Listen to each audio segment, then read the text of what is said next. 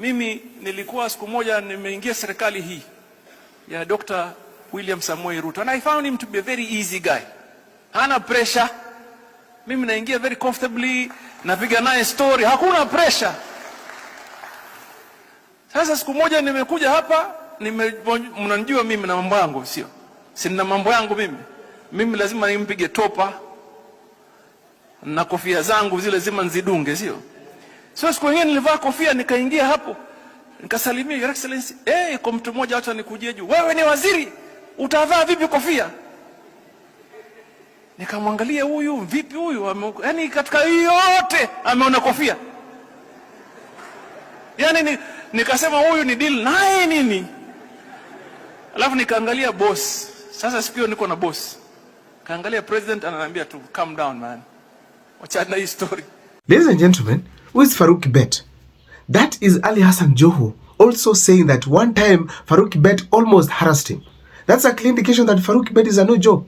Imagine, despite all these sentiments made against Farouk Bet, all these allegations that he's harassing people, he still goes ahead to harass the broad-based government people who are right now holding the government in their hands. So who is this Farouk Bet? Now, it's not just Ali Hassan Joho giving that narration about his encounter with Farouk Bet. There are also many other people like even Ndidi Nyoro, people like Kimani Chungwa, people like Aden Duale, all of which have complained and said Farouk Bet is a tough man to deal with. Now, there are times when there were allegations that Farouk Bet literally slapped one of the members of parliament for simply associating himself with Rigathi Gachagua. That case occurred. Number two, we can also not rule out that he one time directed Kithure Kindiki, immediately actually Kithure Kindiki became the deputy president, on how even to behave in front of President William Ruto. Now, to make matters worse, it did not take him to private and explain to him, excuse me, Kithure Kindiki, sir, kindly, whenever you are next to the president, do this and that. No, he did it live in a public function where cameras were all over, showing Kindiki that, watch a woga, tembea hapa, tapping at his back, walk like this, clap your hands, sing with the president. And he had to demonstrate, literally, to make Kithure Kindiki look like he's a kid and he doesn't know what he's doing. In status, at some point, the president was putting some badges on one of the military people, and then, literally, Farouk Bet had to instruct Kindiki, help the president. So Kindiki had to adjust his code very fast and get to helping President William Ruto. Ladies and gentlemen, these kind of questions, these kind of actions can lead to so many questions about Farouk Bet, on that what is leading to Farouk Bet behaving this kind of a way. On this particular video here, I want to take you through on why Farouk Bet is always behaving this way despite the presence of President William Ruto at any place. But before I take you through, if this is the first time you're watching my videos at Mokwa Times, kindly take a second to subscribe, like and comment, because that is the best support you can always give this channel. My name is Abdul Mokwa. My number is always here for those who want to support the channel. That is my personal number, and for those who really want to talk to me and share with me and enlighten me further on politics, please feel free to use that number to even text on WhatsApp or even call directly. I'll be gladly ready to receive your call and listen to you. Let me dive into the topic today, but before I do so, please let me give you 2 seconds to subscribe. Thank you so much for subscribing. Ladies and gentlemen, the first thing that can make me say that Farouk is behaving this way is the reasons on issues to do with education. People say that this guy is literally illiterate, that he just went until class 2. From there, he got into politics. They met with President William Ruto, and they've worked ever since the 1990s up to date. So it's a clear indication that as we speak today, that Farouk Bet never went to school, and ever since he has been in politics, he has never gotten time to advance his education. So this, honestly, it's a character that's always shown by people who are illiterate. People who never went to school. They can literally do anything, and they don't care because they don't see any other thing they can do other than that. So there's a likelihood that Farouk Bet, because of his level of education, that is why he had to do that in front of cameras, in front of President William Ruto, and disrespect any leader at any level. Now, we can't also say that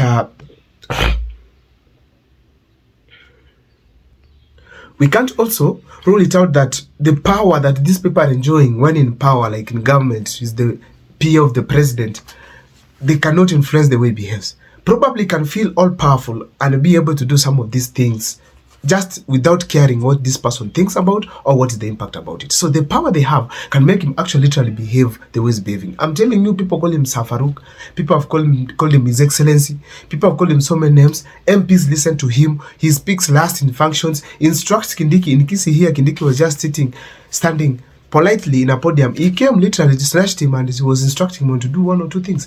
That is a clear indication that Farouk Bet literally has some powers that is enjoying from government, which makes him to behave honestly this way towards other leaders. And I feel strongly that is very dangerous. Also, we cannot assume the fact that this gentleman is also trying to emulate what President Moi did before.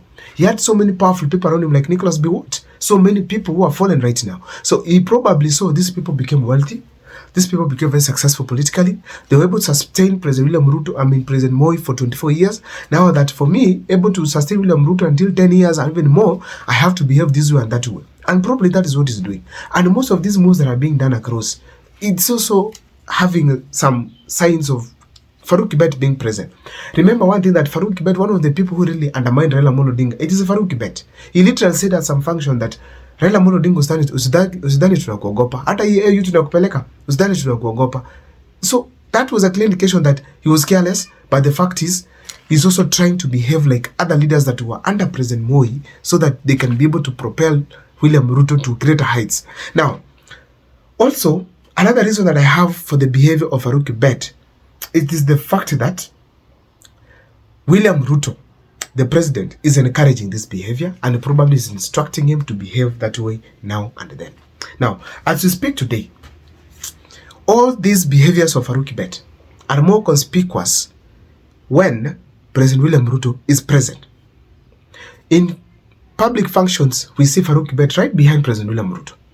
But in these functions, like let's talk of rallies, is there probably either a photographer or probably instructing cars or instructing people now to do things right, left and center. When he does this in front of the president, meaning they have agreed with the president, this is the role you'll play when I'm at a certain place in a certain function.